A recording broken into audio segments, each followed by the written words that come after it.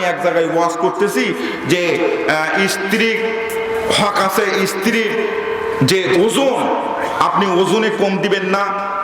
রমজান মাস, স্ত্রীর প্রত্যেকটা কাজে সহযোগিতা করবেন। প্রত্যেকটা কাজে আপনি যখন সহযোগিতা করবেন তখন স্ত্রীর প্রতি যে আপনার একটা ওজন, এই ওজনটা পরিপূর্ণ দেওয়া হলো। তারা সকালবেলা উঠে অনেক ভোরে উঠে সেহরি রান্না বান্না করে, ইফতারের পূর্ব মুহূর্তে অনেক কাজকর্ম করে, সারাদিন কাজকর্ম করে, মুরগি দেখো, হাঁস দেখো, এই গোয়াল পরিষ্কার করো, গরুটা বের করো, গরু পানি খাও, বিভিন্ন গৃহস্থালী কাজ আছে না ভাই? আপনি একটা কাজ করবেন, অন্তত বাড়িতে স্ত্রীর যেগুলো কাজ ছিল এই কাজগুলো হালকা করে দেওয়ার জন্য রমজান মাসে আপনি একটু বিভিন্ন কাজ করবেন। যেমন ধরেন কাপড় কাচা কাজটা একটু সহজ কাজ, এই কাজগুলো করবেন, এগুলা করবেন। এইভাবে ওয়াজ করছি। পবিত্র রমজান মাসে আছে, সকালবেলা অনেকগুলো কাপড় নিয়ে গিয়ে আমার সামনে দিয়ে বলতেছে এগুলা কাঁচা।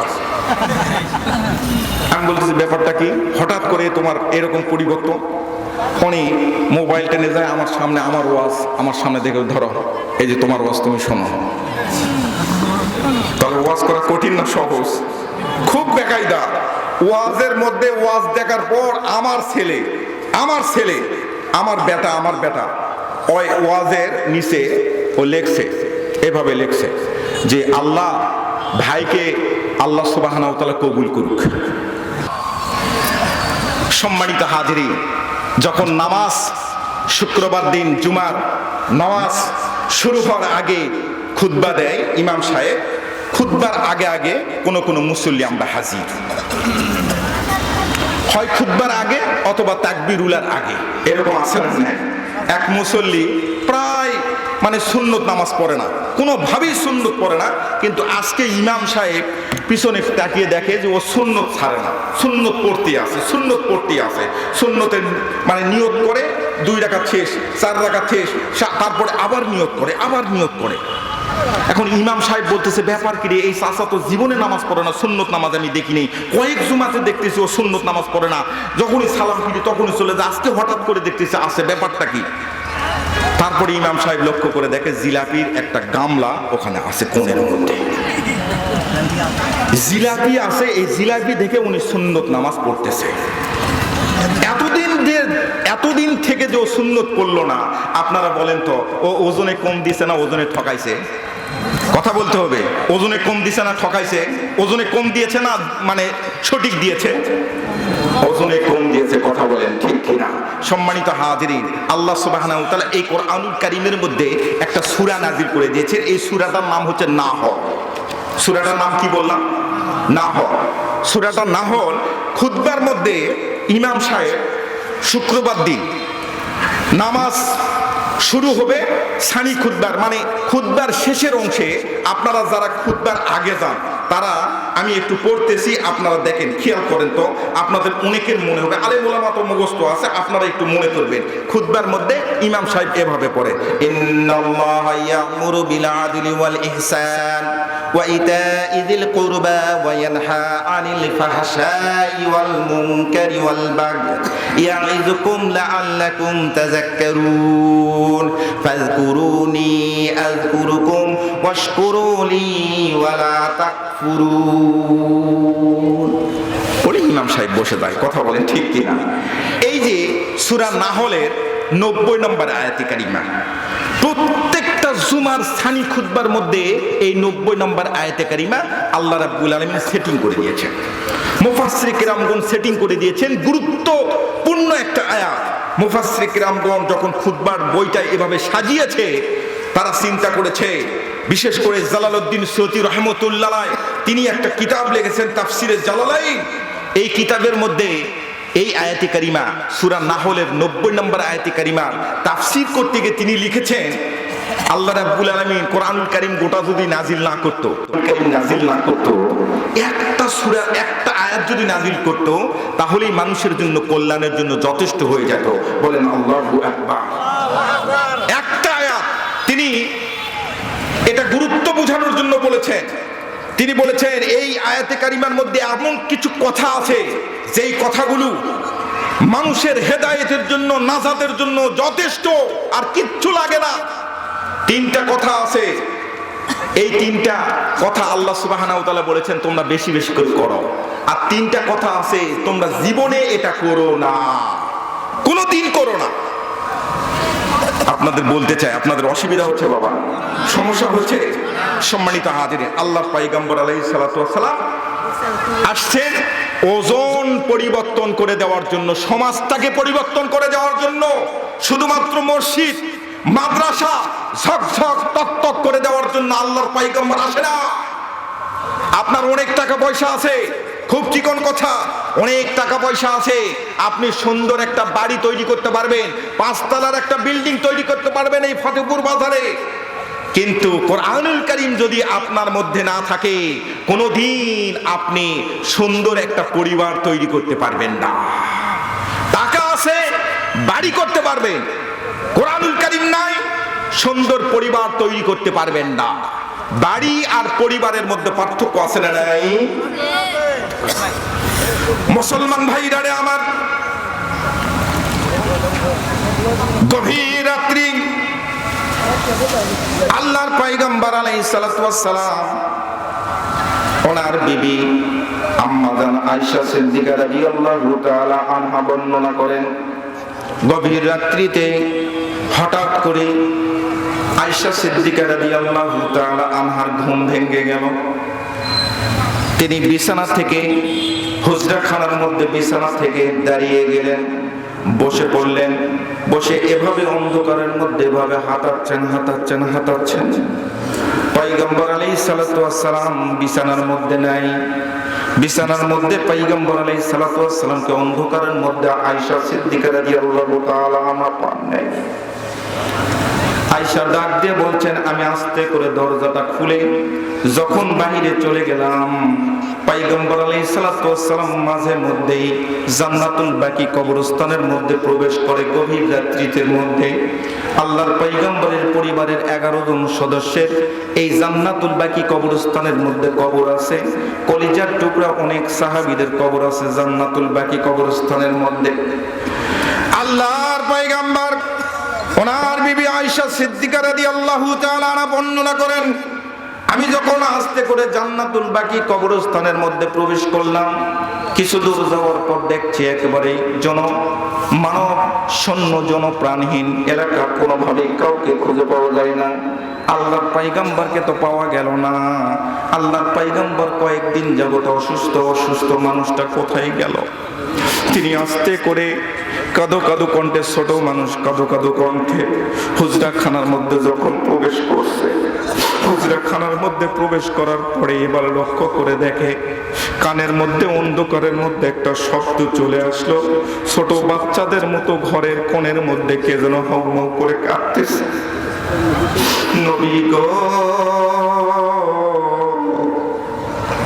আল্লাহর পয়গম্বর বিছানাটা আস্তে করে বিছায় জায়নামাজের মধ্যে সেজদারত অবস্থায় কার সঙ্গে যেন আল্লাহর পয়গম্বর আলাইহিস সালাতু ওয়াস সালাম কথা বলতেছে। বলেন সুবহানাল্লাহ। আয়েশা সিদ্দিকা রাদিয়াল্লাহু তাআলা আনহা বর্ণনা করেন, ও ফতেপুরের বাবাজিরা কান খুলে শ্রবণ করেন, আল্লাহর পয়গম্বর কেন এসেছিলেন, কি কারণে এসেছিলেন, কোন কথাটা সেদিন আয়েশা সিদ্দিকাকে বলে দিলেন, আয়েশা তাম পৃথিবীর মানুষগুলোকে জানায় দাও, ওজন এমন একটা বিষয়, এমন একটা ছোট্ট শব্দ ওজন। এই ওজন যদি প্রত্যেকটা ডিপার্টমেন্টের মধ্যে ওজন ঠিক না রাখতে পারে, তাহলে ওজনের জন্যই জবাবদিহিতা করবে এবং এই ওজনের জন্যই কাল কিয়ামতের হাসরের ময়দানে প্রত্যেকটা মানুষকে জাহান্নামের মধ্যে যেতে হবে।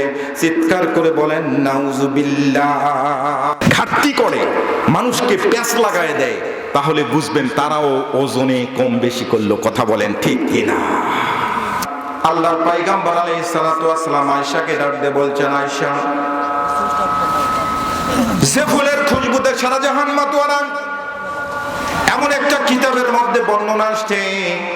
আয়েশা আস্তে করে জায়নামাজের মধ্যে তিনিও সেজদার মতো আল্লাহর পয়গম্বর সেজদারত অবস্থায় আছে। পয়গম্বর আলাইহিস সালাতু ওয়াস সালামের গালের সঙ্গে আয়েশা সিদ্দিকা রাদিয়াল্লাহু তাআলা গালটা লাগাই দিলেন। আল্লাহর পয়গম্বরের গালের সঙ্গে আয়েশা সিদ্দিকা গালটা লাগাই দিলেন। ছোট মানুষের মতো হাউমাউ করে কাঁদতেছেন আর কার সঙ্গে যেন কথা বলছেন। পয়গম্বর কার সঙ্গে যেন কথা বলেন, এই কথাটা শোনার জন্য আয়েশা সিদ্দিকা যখন গালটা লাগাই দিয়েছে, দুইজনের গাল একত্রিত হয়ে গেল। আল্লাহর পয়গম্বর আলাইহিস সালাতু ওয়াস সালাম, আল্লাহর পয়গম্বরের এই দৃশ্যটা দেখে পয়গম্বর আলাইহিস সালাতু ওয়াস সালাম বললেন, আরশে আজিমের মালিক কুদরতি পার্লামেন্টে বসে মুস্কি মুস্কি হাসেন, বলেন সুবহানাল্লাহ। আল্লাহর নবী বলেছেন, যখন স্বামী স্ত্রীরা এরকম অবস্থায় থাকে, এরকম আলিঙ্গন করে, তখন আল্লাহ রাব্বুল আলামিন তার কুদরতি পার্লামেন্টে বসে হাসেন। সুবহানাল্লাহ বলেন। ভালোবাসাটা হলো গোপন জিনিস, ভালোবাসা প্রকাশ করার জিনিস নয়। ভালোবাসার গোপনে থাকবে। আপনি এবং আপনার স্ত্রী ঘরের মধ্যে আছেন, আপনার ক্লাস 8 পড়ুয়া একটা মেয়ে আছে অথবা ছেলে আছে, আপনার স্ত্রীর কাঁধের উপর এভাবে হাত রেখে আপনি রোমান্টিক মুহূর্ত কথা বলতেছেন। আপনি বলেন তো, আপনার এই বড় মেয়েটা অথবা বড় ছেলেটা যদি ঘরের মধ্যে ঢুকে যায়, আপনার স্ত্রীর কাঁধের উপর হাতটা রাখতে পারবেন? রাখা যাবে না। লজ্জা শরম তো একটু আছে, কথা বলেন ঠিক কিনা? তাহলে বোঝা গেল ভালোবাসা গোপন জিনিস, ভালোবাসা প্রকাশ করার জিনিস নয়। আমাদের সমাজের মধ্যে ভালোবাসা প্রকাশ করে, ভালোবাসা দিবস উদযাপন করে। কথা বলেন ঠিক কিনা? কম্বলের মধ্যে নূর দেখা যাচ্ছে। এক হুজুরের কাছে এক মুরব্বী দৌড়ে গিয়ে বলতেছে, হুজুর হুজুর, আমার স্ত্রী ঘরের মধ্যে যখন ঢোকে তখন আমার স্ত্রীর শরীর থেকে নূর চমকায়, নূর নূর বের হয়, আলো বের হয়। হুজুর বলতেছে, ভালো করে আপনি গিয়ে দেখেন, আপনার স্ত্রী কম্বলের মধ্যে ফেসবুক চালাচ্ছে, মনে হয় ফেসবুক চালাচ্ছে। মোবাইল ফোনটা একটা আজীব একটা ব্যাপার। আমার মোবাইল ফোন দেখেন, আমার মোবাইলে ওই বাড়িতে মোবাইল আছে, এখন বাড়ি আমার গিন্নি আমার স্ত্রী মোবাইল চালায় বিভিন্ন জায়গায় ওয়াজ করে, ওয়াজ করে। এখন ওয়াজ করে যে আপনি পার পাবেন এরকম কোনো কায়দা নেই। সামনে রমজান মাস, রমজান মাসের আগে আমি এক জায়গায় ওয়াজ করতেছি যে স্ত্রী হক আছে, স্ত্রীর যে ওজন, আপনি ওজনে কম দিবেন না। রমজান মাস, স্ত্রীর প্রত্যেকটা কাজে সহযোগিতা করবেন। প্রত্যেকটা কাজে আপনি যখন সহযোগিতা করবেন তখন স্ত্রীর প্রতি যে আপনার একটা ওজন, এই ওজনটা পরিপূর্ণ দেওয়া হলো। তারা সকালবেলা উঠে অনেক ভোরে উঠে সেহরি রান্না বান্না করে, ইফতারের পূর্ব মুহূর্তে অনেক কাজকর্ম করে, সারাদিন কাজকর্ম করে, মুরগি দেখো, হাঁস দেখো, এই গোয়াল পরিষ্কার করো, গরুটা বের করো, গরু পানি খাও, বিভিন্ন গৃহস্থালী কাজ আছে না ভাই? আপনি একটা কাজ করবেন, অন্তত বাড়িতে স্ত্রীর যেগুলো কাজ ছিল এই কাজগুলো হালকা করে দেওয়ার জন্য রমজান মাসে আপনি একটু বিভিন্ন কাজ করবেন। যেমন ধরেন কাপড় কাচা কাজটা একটু সহজ কাজ, এই কাজগুলো করবেন, এগুলা করবেন। এইভাবে ওয়াজ করছি। পবিত্র রমজান মাসে আছে, সকালবেলা অনেকগুলো কাপড় নিয়ে গিয়ে আমার সামনে দিয়ে বলতেছে, এগুলা কাঁচা। আমি বলতেছি, ব্যাপারটা কি? হঠাৎ করে তোমার এরকম পরিবর্তন? উনি মোবাইল টেনে যায় আমার সামনে, আমার ওয়াজ আমার সামনে দেখে, ধরো এই যে তোমার ওয়াজ, তুমি শোনো। তাহলে ওয়াজ করা কঠিন না সহজ? খুব বেকায়দা। ওয়াজের মধ্যে ওয়াজ দেখার পর আমার ছেলে আমার বেটা ওই ওয়াজের নিচে ও লেখছে, এভাবে লেখছে যে আল্লাহ ভাইকে আল্লাহ সুবহানাহু ওয়া তাআলা কবুল করুক। মানে আমার ওয়াজের মধ্যে আমার ছেলে কমেন্ট লিখছে যে ভাইকে আল্লাহ সুবহানাহু ওয়া তাআলা কবুল করুন। আমি দেখে তো অবাক। আমি বলতেছি, আব্বু এটা কি লিখছো? ছোট মানুষ। আমি বলতেছি, এটা কি লিখছো? আব্বু ওই সব মানুষ লিখছে তো ওই জন্য আমিও লিখছি। সব মানুষ লিখছে ওই জন্য আমিও লিখছি। গভীর রাত্রিতে মোবাইল ফোনটা আমার শিওরের মধ্যে আছে, রাত্রে মিস কল আসতেছে, বারবার মিস কল আসতেছে। এখন মিস কল আসতেছে, মিস কলটা আমি অনেকক্ষণ পর এভাবে ব্যাক করলাম, দেখে একটু ব্যাক করলাম। ব্যাক করার পর ওই পাশ থেকে একটা মেয়ে কণ্ঠ আমাকে বলতেছে যে এতক্ষণ ধরে মোবাইল করতেছ, তুমি মোবাইলটা ধরো না। আমি চিনতে পারি না। আমি বলতেছি এক্সকিউজ মি, আপনি কে বলতেছেন, মনে হয় রং নাম্বার। তখন ও পাশে বলতেছে ঢং করো না তো, অনেকক্ষণ ধরে মোবাইল করতেছে, ঢং আর ভালো লাগতেছে না। আচ্ছা, গভীর রাত্রিতে আমি এত বড় একটা হুজুর, আমি ওনার সঙ্গে ঢং করতেছি ভাই, আমার স্ত্রী ওখানে শুয়ে আছে, ও যদি বুঝতে পারে যে গভীর রাত্রিতে আমি একটা মেয়ে মানুষের সঙ্গে ঢং করতেছি, এইরকম বলতেছে, এরকম কথা বলতেছে, আপনারা বলেন তো সকালবেলা আমার তকদিরে নাস্তা জুটবে? জুটবে আমার তকদিরে?